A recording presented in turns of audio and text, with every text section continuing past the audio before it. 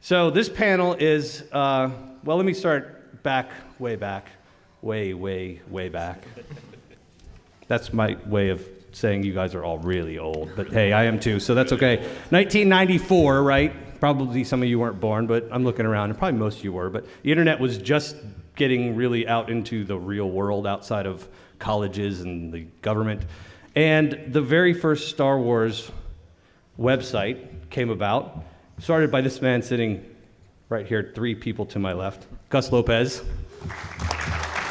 At the time, it's currently called the Star Wars Collectors Archive, and it's the longest running Star Wars collecting website in existence. At the time, it was actually called Toys R Gus, as a play on Toys R Us.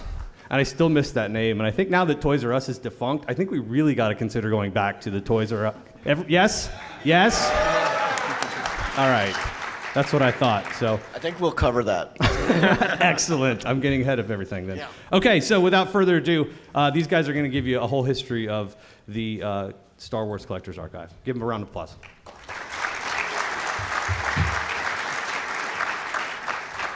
All right, so I'm up here with some representatives of people who have worked on the Star Wars Collectors Archive. Now, who are these people? Well, of course, we have Gus, young Gus here. Much like you, he was a kid growing up playing Star Wars. So was Chris with his Death Star station. So was Ron with his childhood R2. Steve with his, he's a little bit younger than us. He's got a cute shirt on. That's in there. Can we get an aw for Steve? Aww. We have Pete there with his birthday cake, and of course me with my little vintage pod. So I'm trying to give you a sense of nostalgia, right? Like you remember being a kid and what it used to be like. But today we're going to talk to you about a different kind of nostalgia. Not the nostalgia for the 80s and the 70s and these movies, but for the way back days of the old internet. Now, I found this on the back of a box of French Toast Crunch. Remember the 90s. That's where this image comes from. And recently a movie came out, Captain Marvel, and it was all funny. Oh, look, remember the 90s? And dial up, and there's like 48 jokes about that. And what would Captain Marvel find if Captain Marvel typed in StarWars.com when this movie was filmed? Do you know what she would find? 404, okay? They hadn't registered it yet. They didn't have the foresight that Gus Lopez did in founding the Star Wars Collectors Archive. Now, the thing to understand about it is the #1 collecting resource on the internet. And I would even argue off of the internet as well. We live in a world that is glutted with all sorts of collecting resources. You have movies, you have TV shows, you have books, you have other books, you have websites, you have so much Facebook. You have all of this, and yet, at the end of it, what did we used to have? What did there used to be? Well, let's go back to 1994 when the Star Wars Collectors Archive started. I'm going to show you basically the 3 things that we had that weren't the archive. We had Steve Sansweet's amazing book, which if you don't own it, you should run out and buy it immediately. It's still quite affordable.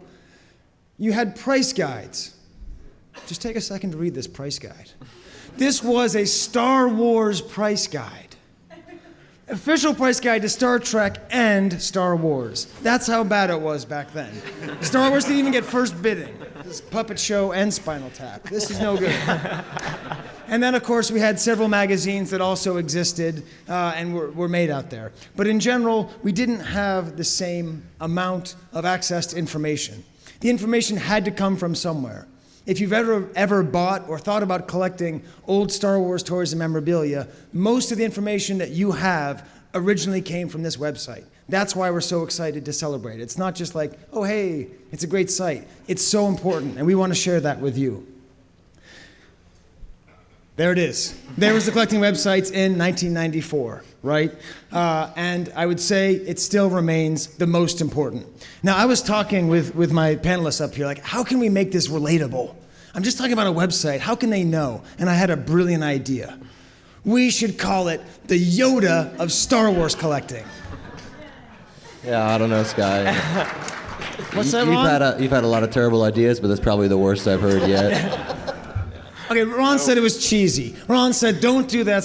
The Yoda of Star Wars collecting. But let's hear my case, all right? It's a repository of knowledge, okay? And not just a place for knowledge, a place for free knowledge, a place for amazingly unmonetized knowledge. You're not going to be bombarded by advertisements. It's not affected by the market. It's there, and it's always there, and it's always been there.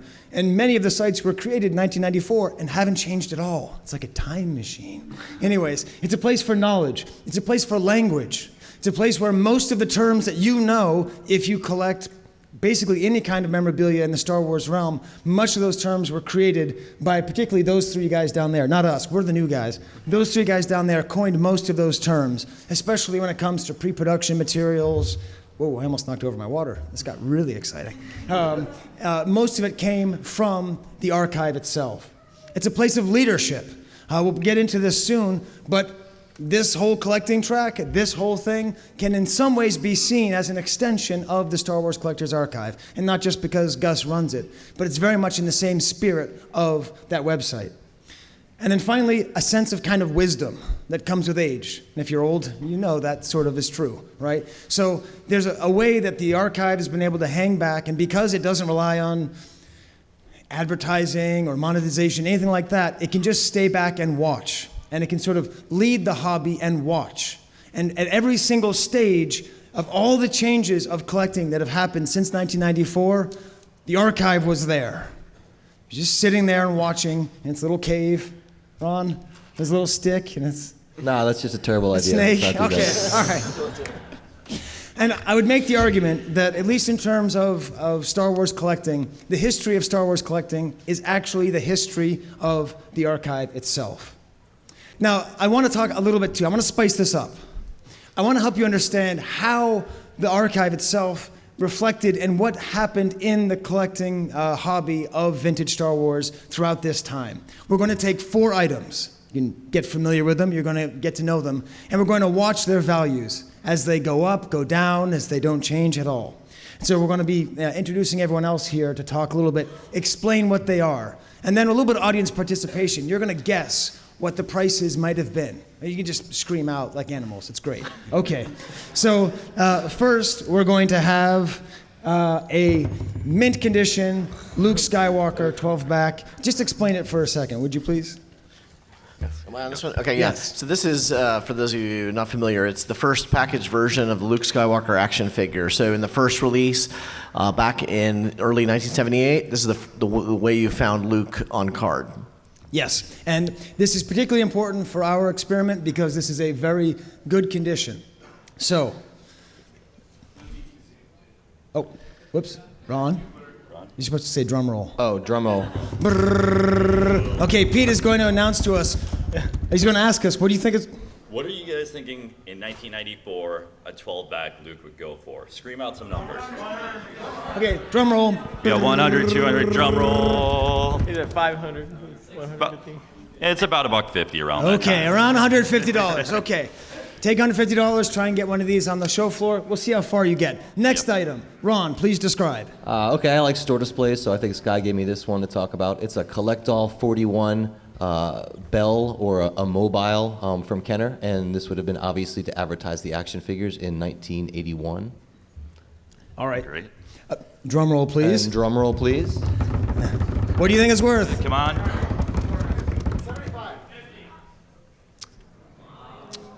200. Excuse me. 300. Sorry. $300. Okay. Yep. Display market going up. Next item. This is for me to describe, I believe. Mm-hmm. Yes? Oh, it's you. Okay, Steve.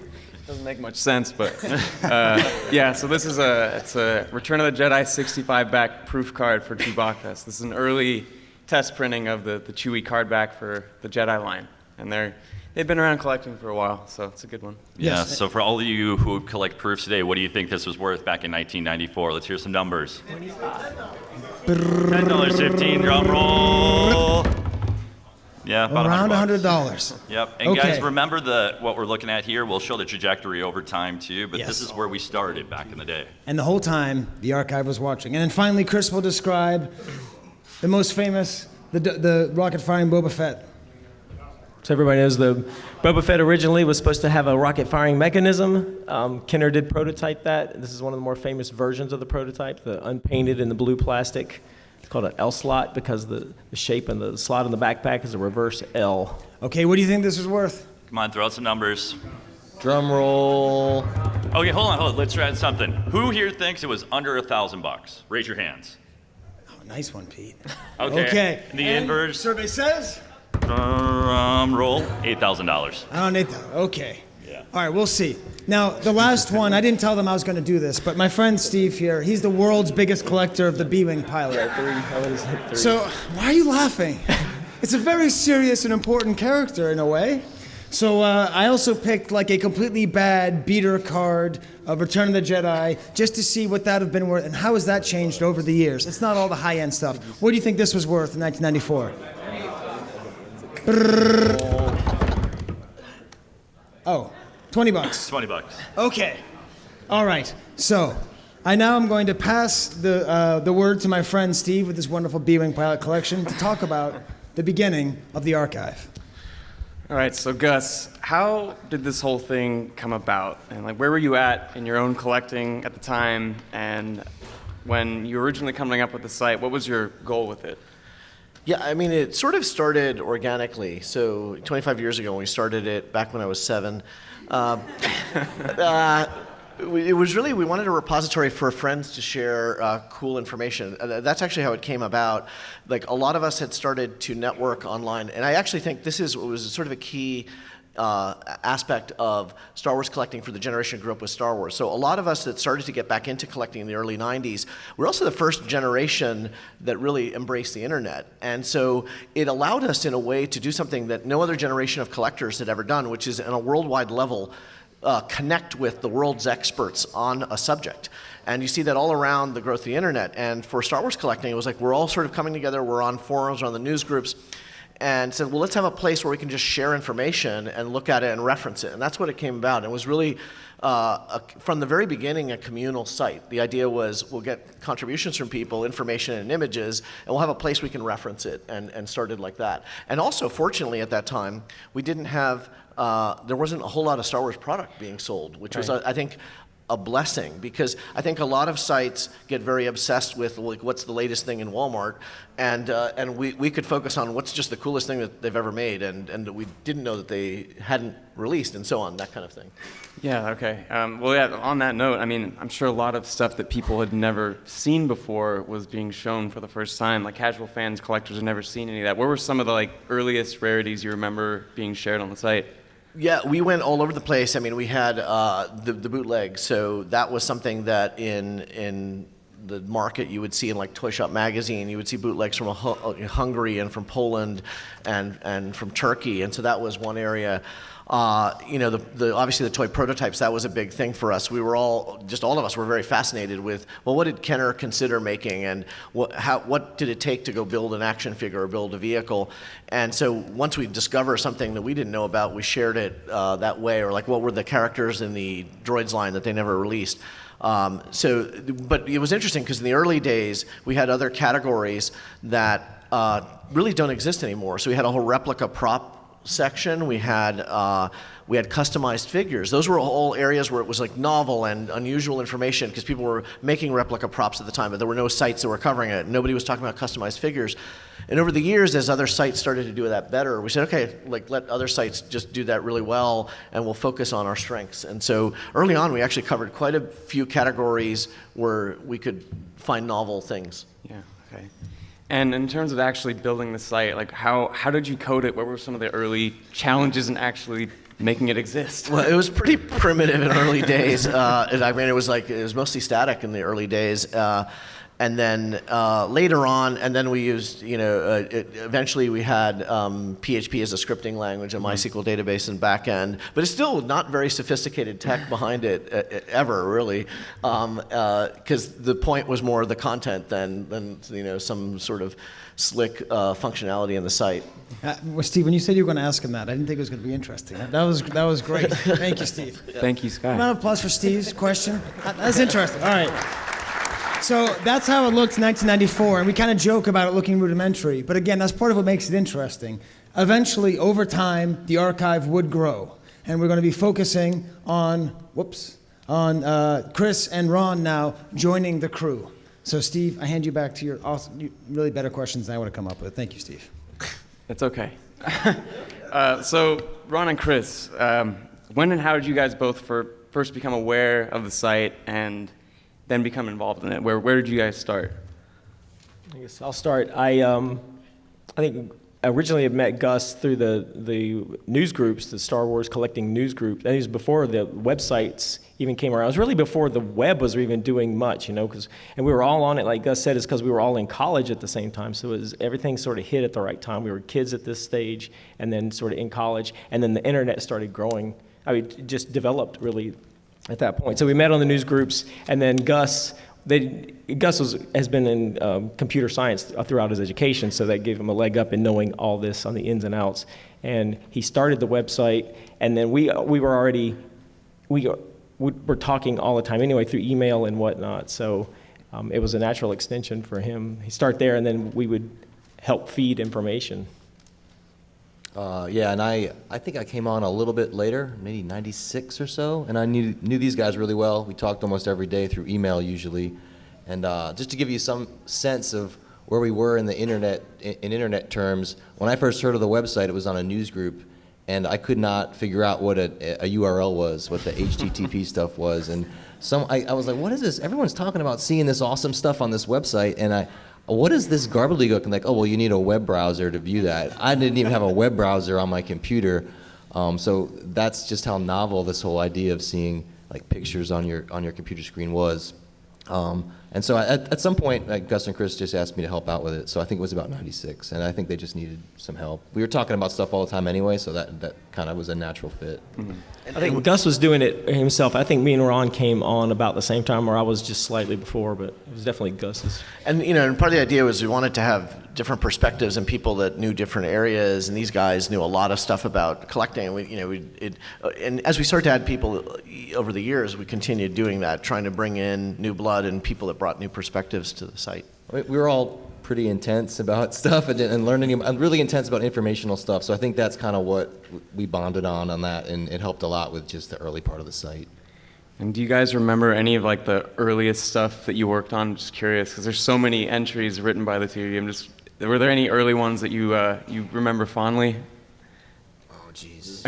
Or sections, and that maybe doesn't mean a particular entry, but like a part of the site that you're kind of proud of? Oh, well, yeah, I mean, it was basically Gus's original format was kind of a page that would be dedicated to a collectible, and it would list, a description and then have the contributions of who took the photo, who owned it, and who wrote the description. Mm. And so around the time I got involved, we started expanding it we did a special feature, which was more of like an article, or would be a chart that showed, okay, we're going to lay out every single coin and show them all in a chart with all the rarities and the text. And that was, at the time, pretty novel, because you could scroll through that, and it would help people collect, because a lot of people didn't have that information. So that was one of the things that I spent a lot of time on doing those articles. And I know they've had an impact, because years later, people still mention this thing you wrote in 1995, and you're like, oh, geez, I can't believe. But at the same time, it's great to see that. So that's one of the things that I remember fondly. Yeah, that's sort of like, I'm really happy to be doing this panel, because I was like a fanboy of Ron and Chris and Gus. And I remember going to Celebration 3 and being super nervous about meeting them, because I spent so much time like reading these pages and just learning. And has anyone else here had that feeling of going to the archive? Yeah, I see a lot of hands out there. That's kind of how, like, there's this page. Thanks, guys. We appreciate it. Yeah, you know what? I know you guys. Like this page, they would have the new acquisitions page, and every once in a while, something new would pop up, and it'd be this sense of excitement that something new is going to be discovered. Right, Steve? Yeah, no, that artwork is something that I remember like being one of the first Star Wars things on the web that I saw. So it's a great one. Yeah. Now let me see here. Now we can move past that one. There is sort of a little bit of a dark story, which CJ did allude to. Ron, would you like to lead us down this path? The Toys R Gus path. Oh, okay, yeah, sure. So as Gus mentioned, the website, I don't think it was the original title, but it was the second one. Maybe it was toysrgus.com, which is obviously a play on Toys R Us, and it was a great title because it plays into Gus's name, and people remembered it. People still remember it. And when I'm doing coding on the site, sometimes I'll type in Toys R Gus like reflexively and realize, no, it's changed. But at some point, the name did have to change. So what was behind that? Yeah, it was, so some set of lawyers at Toys R Us decided that domain name was in conflict with their trademark. And it seemed odd at the time because there wasn't a lot of legal precedent yet on trademarks and domain names. Because trademarks in the United States, for example, you secure the name for a trade. So you have like Apple Records and Apple Computers. They work in different trades, so they both have the name Apple. With domains, there's only one name of a .com, right? And so they hadn't figured out that law yet. But anyway, Toys R Us was just doing this kind of blanket thing of like any R Us site, they were trying to sue them or threaten them with legal action. And I was like, well, mine's an Argus site. It's not even an R Us, not even an R Us site. And I looked up a lot of the R Us sites, and I would be like, you should worry about some of the R Us sites because there are all these adult sites and all these other things. That you would Don't think would look it up. Don't do it right now, or from work. But I thought, like, if you're worried about trademark dilution, I would kind of go after the R Us sites that do that stuff. But anyway, I had what they did is that they threatened legal action, and then I consulted a couple friends who were lawyers and asked about this and tried to get grounded in this, and I realized like, okay, they're actually not on really firm ground to make this case, but this is early years of like internet disputes, but the lawyers had made this mistake of in their letter to put their email addresses. So what I did was I said, you know what, I'm bringing the site back. And I'm keeping Toys R Us, and I had a link to the lawyers. I said, if you guys have any feedback about Toys R Us's action, email the lawyers. And of course, the lawyers are on retention with Toys R Us, getting all these letters they have to respond to and all this stuff. So after about a week of that, their lawyers wrote back, go, we can discuss this. Then at that point, I thought they lost this, so I just left Toys R Us. And then they every few years, Toys R Us would change their lawyers. And then the second time I was like, ignore them. And then they started to win lawsuits, and I was like, okay, now take them seriously. And so I told them at one point, I said, once the domain's retired, you can have it back. And so we started to transition to the current domain name, SWCA.com, the Star Wars Collectors Archive.com. And but I have registered the Toys R Us was like something like 25-year registration, so it's like they'll get it back, but now they don't exist anymore. So if you actually type in Toys R Us today, you go to the website. That actually has never changed. Wow, that's awesome. Yeah. So. And one thing, I've been talking about the sense of, all this stuff and all the things that you can learn about here. But also, the archive has always been a part of the community itself. And the fun thing is that, again, I've mentioned this a couple times, but Gus does not make a lot of money off this website, if any. And Chris, no one's ever made any money off this website. And I think that gives a certain sort of freedom to be a part of the community in a different way and to watch things as they change. So what's amazing is that the conversation in vintage or any kind of collecting has had these different phases. So that's the question, where was the conversation? Every time there was a conversation that was happening, the archive was always kind of there at the edges. These were the first iteration of where things were, is this thing, which Ron's going to describe. What was this? Sure. Well, just very briefly, Gus and Chris and I all met on Usenet, which was an old text-based discussion forum, and particularly you see the long name there, Rec Arts, SF, Star Wars Collecting, and then there became a vintage category after a while. So that was basically a place where everyone could discuss collecting, and that was the old school way, at least in the 90s, to do that. At some point, we did start a collector connection forum on the SWCA, and that was nice, but the software we were using was free, probably necessarily, and it was just kind of junky. And once sites like Rebel Scum got up and running, they had much better forums, and so that archive forum disappeared after about a year or two. We also had a chat, which was just a live time thing where people could hang out and just chat with each other, which was kind of weird because it turned into like this, people would sit there and just post really sort of gross jokes and things, and it was just a little bit like Sky right now runs a Facebook forum where it's just jokes about collecting, and this was just kind of people trolling each other on this chat late at night and probably drunk. So it was a weird thing that we had, but it was even years after, like almost no reference was on the website about it, people would still log into the address and sit there and chat with each other. This is before Facebook, right? So they can in real time sit there and talk with each other. So is it still going? I haven't checked in a while, but I think it was like not maybe 8 years ago. Okay, if you're super cool, that's where you talk about Star Wars toys. Chat rooms have kind of gone the way of the dinosaur. Yeah. What they want to add about Usenet also is like when we were involved early days of this, like there was a news group for Star Wars, and we proposed there's a whole official protocol you have to go through to create a new news group, and you have to have a vote, and it goes like globally. It's actually incredibly bureaucratic.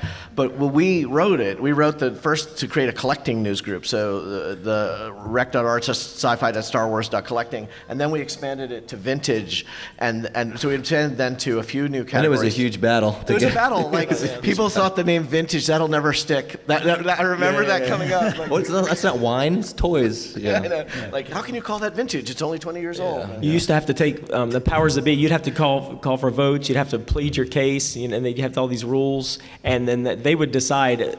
With the votes coming in, it's like, does it make sense to expand this domain? Because at one time it was like recreation, then there was arts and this hierarchy in these. And as people got more specific in their interests, they would keep dividing things. When I got on originally on the Usenet, it was Rec Arts SF movies. And then we did the vote to create a Star Wars group, and then then came a vote to create collecting, and then a vote to create vintage and miscellaneous. So it was over a period of time to keep focusing this down until you get to this I'd also point. like to note that guy there on the example, Dave, is complaining about scalpers already. So it Yes. tells you nothing has really changed. I left that up there in case any of you have any, the exclusive Legos burning in your pocket.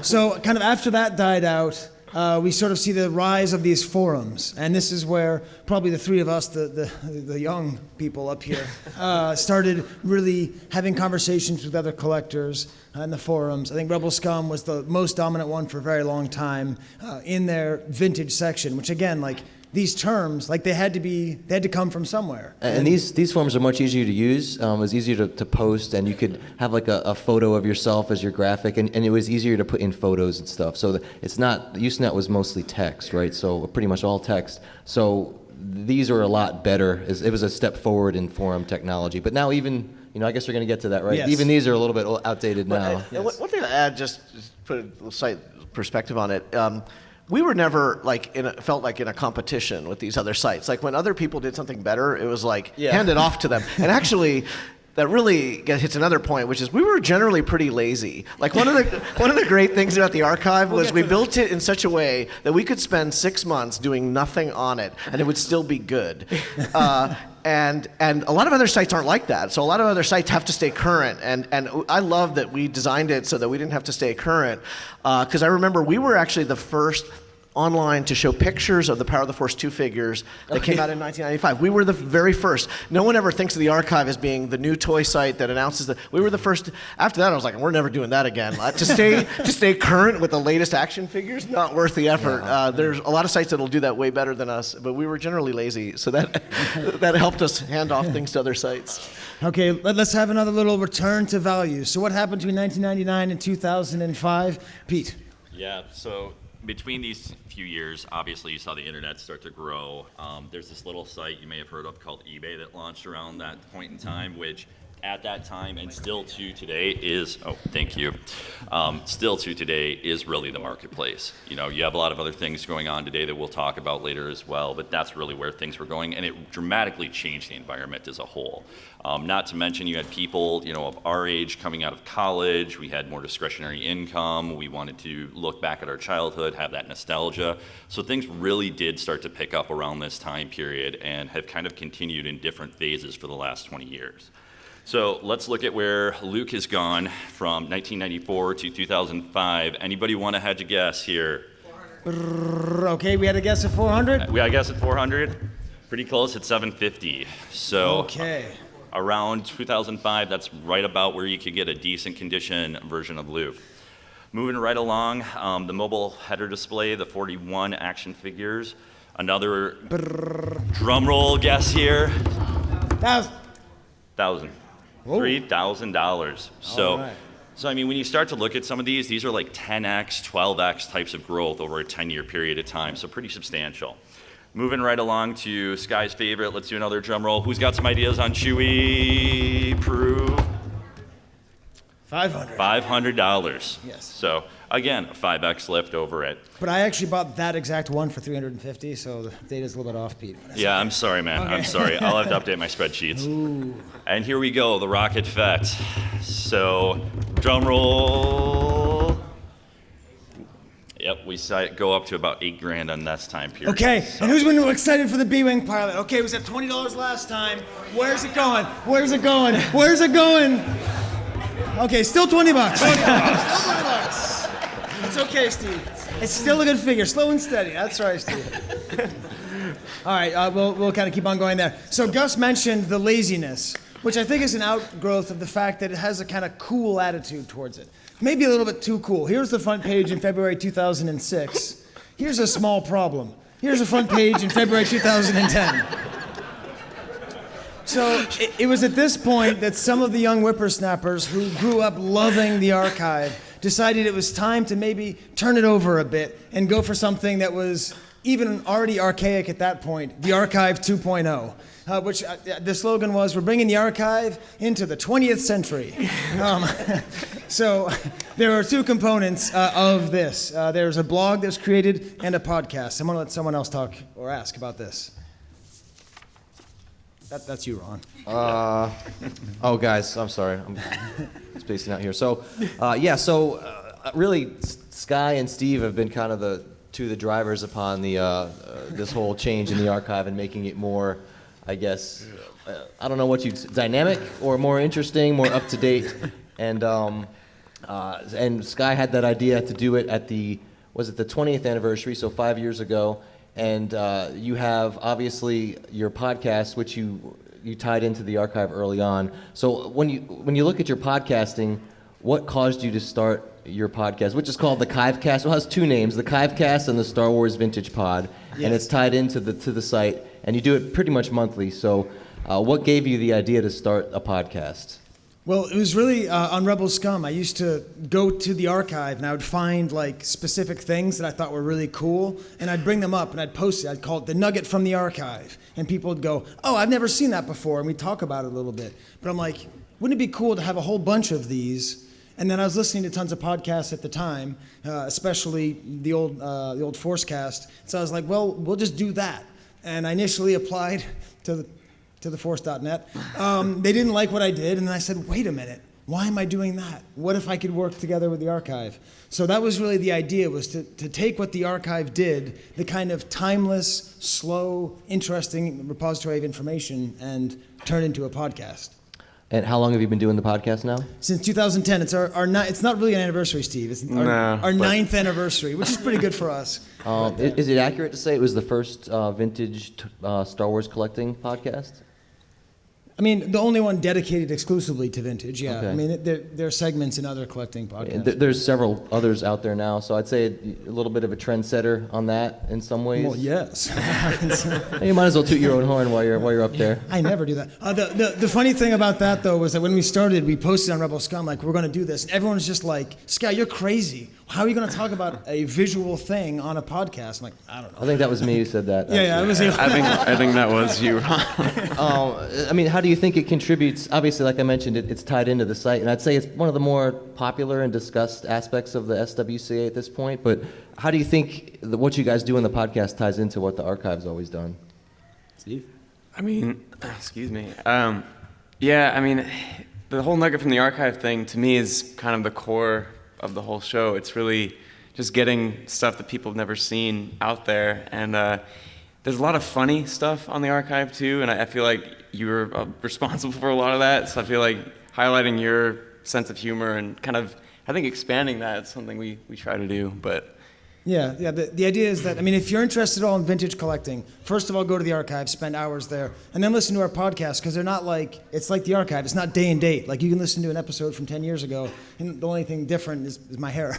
But it's very similar. It's like an audio magazine. That's kind of the way we think about it. Can I add one little thing here as we're talking about it? You hear the name Kivecast. It's from the archive, Star Wars Collector's Archive. It was spelled C-H-I-V-E, and a lot of people will still call it the Chivecast, but it's got nothing to do with baked potatoes or anything. But so if you ever hear about it as you're adding it to your playlist right now, and you tell your friends, Kive, Yes. not Chives. And we're also on YouTube if you want to check us out there. And also, I just think it probably, just to touch on this, it's another aspect of, I guess, the SWCA is something you guys run sort of in conjunction with your podcast, which is the archive party that happens at Celebration. Yes. I mean, do you see that as an extension of the site and as well as your podcast, or in what ways?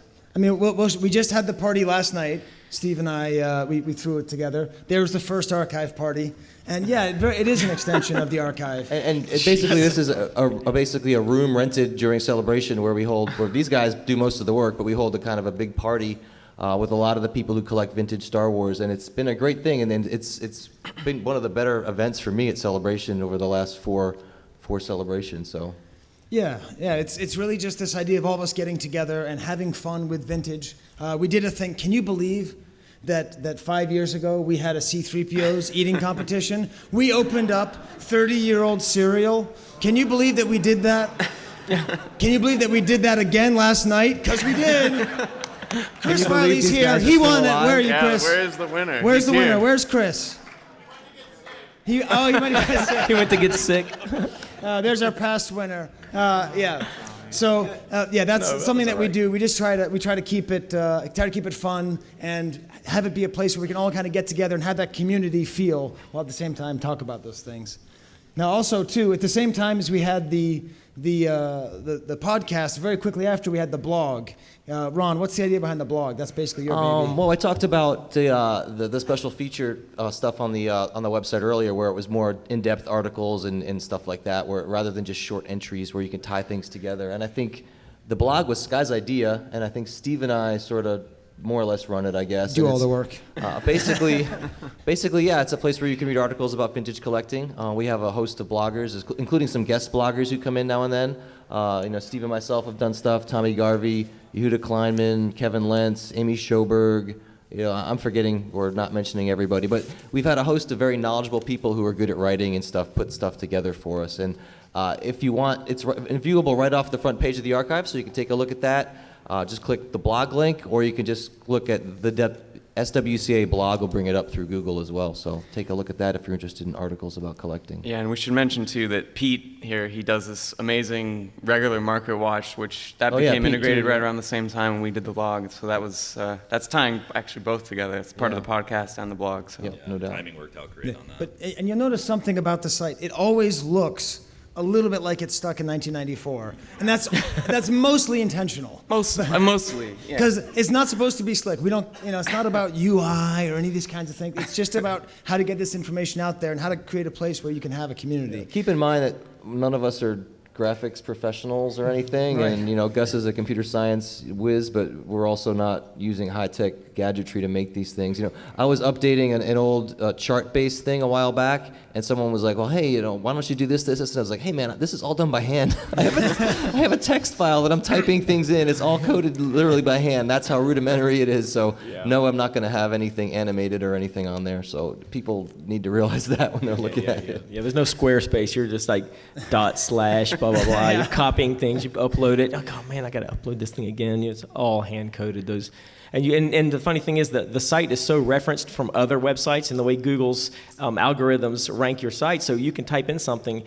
Lots of times, if you want to know about anything sort of older item, type in whatever the item is like Chewbacca, and then put the SWCA after it, and it'll pull up any of those. And that's the best way. I searched the site through Google. You just add the SWCA, but then you'll pull up all these old entries, because those entries are still live. You just have to know the URL, so you'll see this old marble background that was still there in 1994. And these HTML files are still on the server.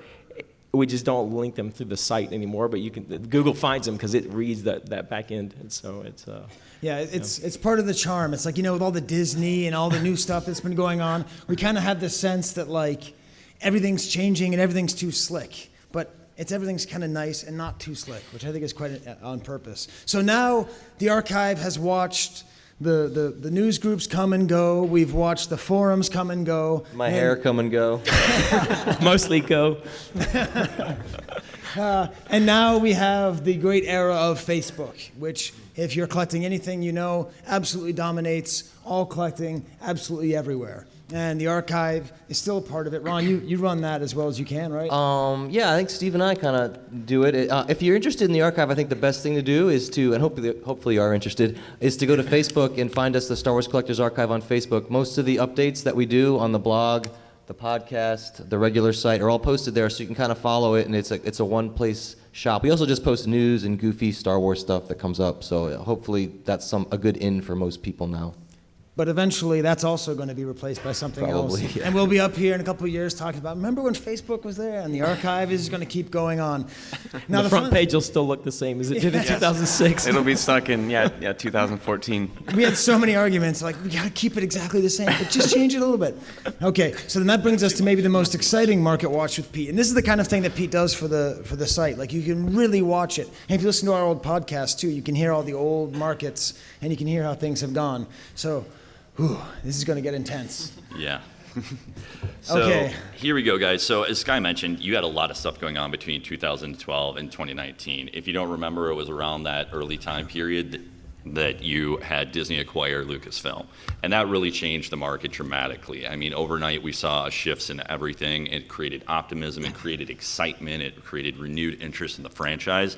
And that translated to everything collectible related as well. So without further ado, we're going to look at where things have gone over the last 10 years here. So drum roll, please. Now, where was it in 2005? 2005, we were at 750. Okay, so what's our guess for 2019?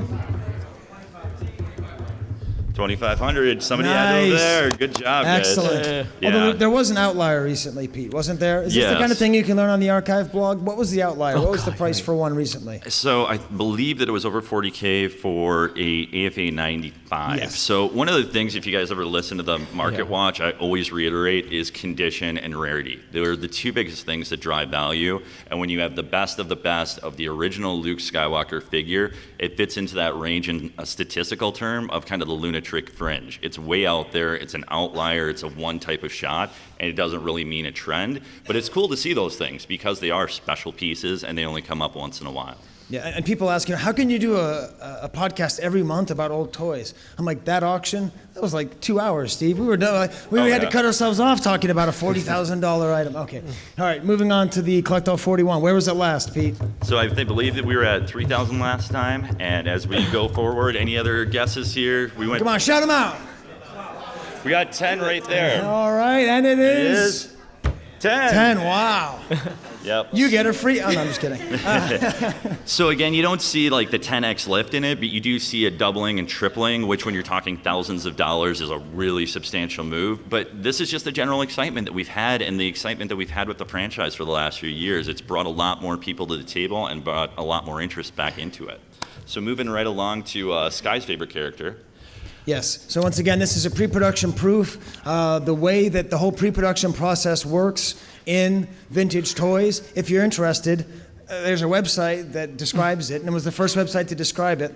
It's SWCA.com. Yeah, so that's yeah, where I that's learned it. about this item. That's where this picture is. And where was it last? It was at $500 in 2005. Yep, we're right around Really $500. $350, but it's okay. $8,000, wow. 6,000, wow. And we're at 45. So All right. again, a lot of growth over time. Pre-production as a segment has really grown over the last few years. This is one of the few things that when you look at it, you have a 9x lift over the last price. As that continues to be a strong part of the overall market and as people really continue to focus on these niche things, it's going to continue to drive it up more and more. Now, the fun thing about this is this is my item, and this is like Pete's most desired item. So Yes. it's very funny because he was like trying to say what's like, no, you have to go at least 10 times that. I'm never selling this thing. Okay. And then finally the Rocket Fett. Oh boy. Yep, so the Rocket Fett is going to be one where we're going to have some different pieces of information here, but who's seen an auction in the last couple of years and who thinks, $86,000 right there. Who else? 50,000? Okay. So we were at about 8,000 last time we checked in. When we look here, we were at that 83,000. Yes. So when we talk about rarity, and we talk about desirability and we talk about condition. Desirability is another factor that comes into it. And Boba Fett being one of the most popular characters, just right above where Chewie is in terms of popularity. Sorry, Sky. And He's out- going to out- drive a yeah. lot. Out of curiosity, the three of you, how many rocket flying Boba Fetts have you either had the opportunity to own or owned? Had the opportunity to own? Yeah, like been offered or just been around or. 10 to a dozen? I mean, yeah. I mean, I've owned three. I've owned three, and I traded one at one point. I still have two. Couple. Are you asking how many are around or how many we've seen or whatever? Yeah, I'm just like, because most people, like, they go their entire collecting life and they search after it. Oh. But again, this whole kind of, I'm just trying to get to the Yoda thing, you know, like you're just sitting back and you're watching, you're not concerned. Okay. Yeah, we were one of the first sites to cover that. You know, early on when I first started collecting in hardcore, like in 1990, you know, there was rumored that this thing existed, and then there was one photo in a little collecting magazine that Tomar put out in 1990, little just the back, and you saw it, and there was all these rumors, and at the time people still didn't know that this thing had it gotten mailed out in small numbers or whatnot. So we were there covering that from the beginning to show it what it and learn about it and research and also help. Catalog how many have turned up and the different types, because they went through phases. Yeah, So we haven't really touched on it, but really prototypes was the bread and butter of the site. And I think that's what that site was mainly known for and has been mainly known for. I think if there's an area that we've been leaders in, it's prototype stuff, no doubt. So. And that's all from personal interest and then sharing. There was a time when if you type prototype into a pre-Google search engine, the SWCA would be one of the first hits, honestly, just from the word prototype. So obviously we've covered all of the market. Oh, wait a minute. Oh no, how about our Peter B-Wing pilot? Okay, so we've seen like You really want to bum 40,000, everyone out, don't you? 60,000. What's it? Here's some guesses. 500. 20! 20! Hey! All right, to be fair, all right. Actually, it's around 25. So it's gone up about $5. There you go, Steve. You'll be able to go to college one day. Anyways, so not everything goes that way. So I guess one of the more interesting question is, what goes on for the next 25 years? Gus, what's your plans in the future? I don't plan that far ahead. But, you know, I don't know, if you reflect on the previous 25 years, right, like as internet technology takes off, you saw just in this 25 years, right, the emergence of blogs and podcasts and you know, websites. And of course it's gone beyond that. You have like, you know, people have their own YouTube channels now. There's a lot of, you know, and then social media. You also saw the explosion of this on social media. So, I mean, I would expect that over time we'll adapt a little slower than others, but we'll adapt to a new technology that will allow us to have other channels to share the same type of information. But to me, like at its heart, it's really about the information we have, like less concerned about having the slickest, latest way to communicate it. But we, you know, it is valuable to connect to the way people are getting information in the current times, and so I would expect we'd evolve that way. What do you think, Ron? Yeah, I mean, I'd co-sign that. You know, I think mainly it's about just, for me, it's about finding people who are interested in working on that stuff and writing about it and sharing their knowledge with people, because there's a lot of folks and it takes time to really do that. And you know, I know for you guys, you do the podcast regularly. It can be a little bit like work. Yes. There's plenty of people who, you know, they start working on the site and, you know, they have a job and they're not always able to contribute, or there's times when you can't contribute, but hopefully there's some new guy or new gal who's willing to help out, and they come and they contribute to the site for a while, or, you know, for a long time maybe even, and then they move on, and you just, new blood and people who come into the hobby and are interested in sharing stuff. You know, that's probably the most important thing for me. Yeah, I tried to get a slide with all the people who've been up here, because we're just sort of representative of sort of the whippersnappers and the old guard. But all these names, all these people, Yeah, like you there's said. all these great guys, all of them friends, and you know, people who mean a lot to me. I know at least a couple are here, Mike Mensinger, and I think Duncan's over there. So these guys have worked on the site quite a bit and have been associated with it. So, you know, all those people mean a lot. I was going to say another thing on that, like in particular, Chris Nichols, who does handles a lot of the hosting and takes care of like helping us arrange that we're funded to run this, and so it's self-sufficient. We don't make any money. I've never made money off the site, but we want to kind of just have it run, usually with a single sponsor, to keep it low cost. And then Duncan Jenkins played a big part in this when he and I were working on a book and covering lots of the produced items that were sold at retail.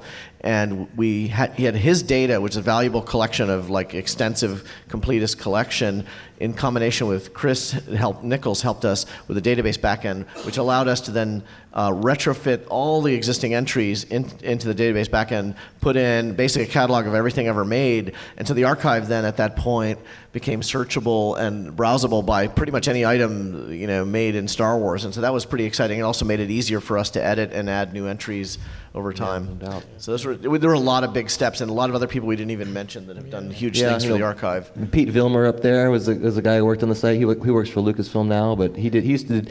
One of the things we did around the time of the special feature was host a. It was called Relics from the Outer Rim, and I think Pete was doing a regular column, and I think maybe he only did 3 or so, but then he did go on to write a lot of stuff for Lucasfilm now, so that was fun to work on. Now, we do have a little bit of time. I'm a teacher who teaches in 50-minute segments, so this was supposed to be about 50 minutes, or about there. Do you have? We're also going to go to the Q&A panel afterwards if you want to ask us questions. But do we have any questions just now for the whole crew? Yes. It's not so much of a question, but I just wanted to thank you guys for the knowledge that you put out there, because so much that we do in the collector's world, even on Facebook or in our social circles, is based on the knowledge that you guys pioneered, that you gave to us for free. So I just wanted to really thank you for that. That in no way. Well, thanks, Tom. Thank you. You did great, Tom. We'll pay you after. That's awesome. Anyone else want to tell us that we're great?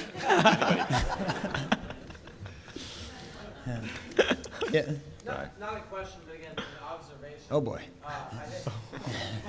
It was really interesting being, the age that played with these toys and experiencing the archive without knowing any of these folks. Because especially, I think I just read a lot of what Ron wrote, and then in my mind, Ron was like a 75-year-old man, journalist, that was sitting there, then put it on the internet for him.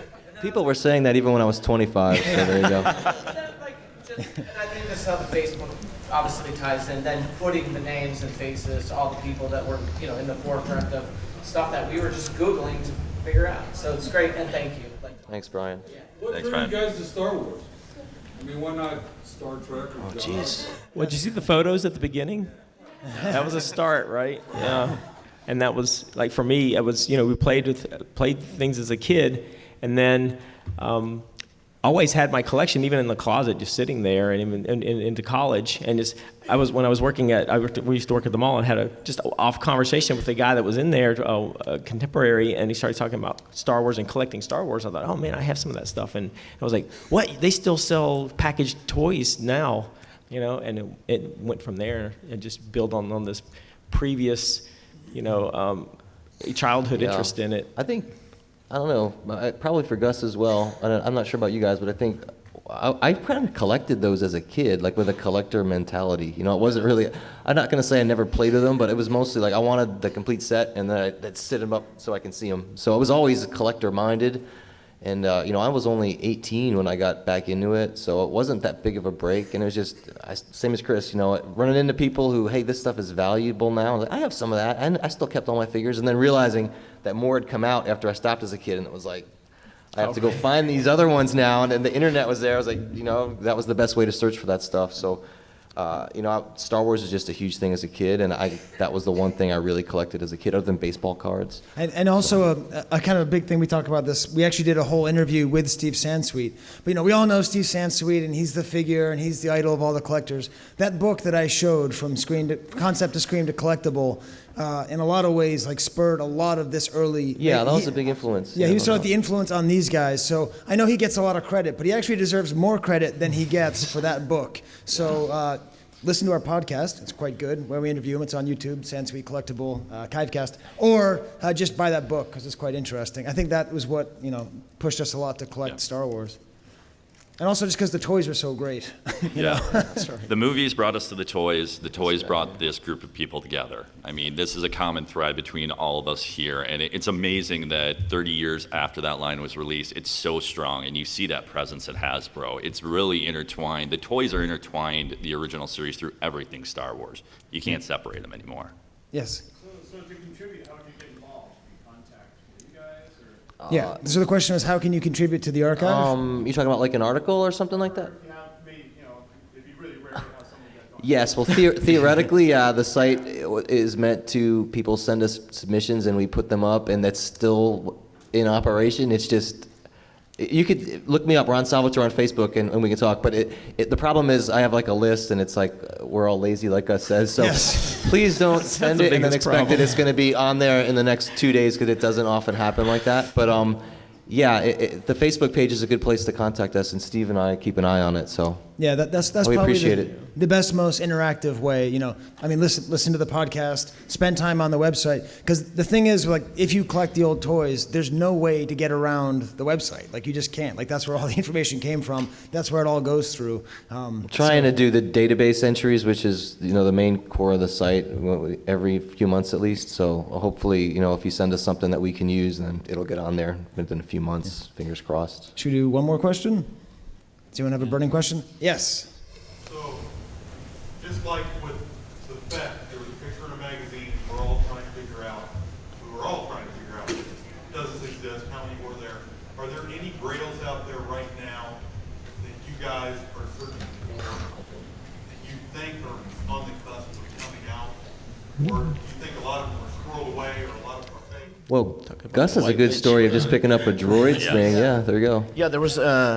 I think the answer is yes. There's stuff out there that we will. I think there's likelihood that we will discover things that we believe exist, but we haven't proven exist. And there was one example in the past year. So there was a vehicle from the Droids cartoon series that we know was made in prototype form, called the White Witch, and there's different photography of the White Witch. There's sort of 3 different photo sessions, one of like a primered version of the ship, one with 2 action figures, and then one with 3 action figures. It might actually all be the same ship in different stages, but that prototype surfaced in the past year, and I was fortunate to pick it up. But none of us knew it existed anymore. We didn't know if they all got destroyed or thrown away. It was just a discovery that hit the market at one point. And so there's a number of things like that. I would say, like the Blockade Runner is an example. We know they made that toy in prototype form. There are a number of these toy prototypes we know from photography were made at one point. C-3PO walkie-talkies. They actually got that down to brochures and flyers that they had to retailers to pre-order it and show it and demonstrate it at Toy Fair, but nobody knows of any real examples of this toy. So I would say with certainty in the next 20 years, 10 years, 20 years, we'll find more stuff, but it's getting harder, but I think stuff is still surfacing. It's surprising. It's still happening. And then when it's found, it'll be on the archive. It'll be on our podcast. We interviewed Gus for a long time about that. It kind of keeps coming up. It's an amazingly vibrant community. You wouldn't think it is because they're all old toys, but there's always more to collect. So one last piece of good news. You of course know about the Star Tots. So if you'd like to come talk to us more, see us in the next couple room. But in addition to the Star Tots, we did something special for you, and we made you a sticker. So you can see either Tessa or Elling. So you'll get your Star Tot, and you can get a sticker celebrating the Star Wars Collectors Archive. Come check us out on the web. And I want to add, please be kind. Don't stick the sticker here. McCormick has an anti-sticker not. policy. Don't give us a bad rep here. Yes, we don't need more lawyers, Put it in okay? your swag bag. Take it home. Thanks, everybody. No more lawyers. Thank you. All right. Thank you. How'd that go? Yeah? Okay.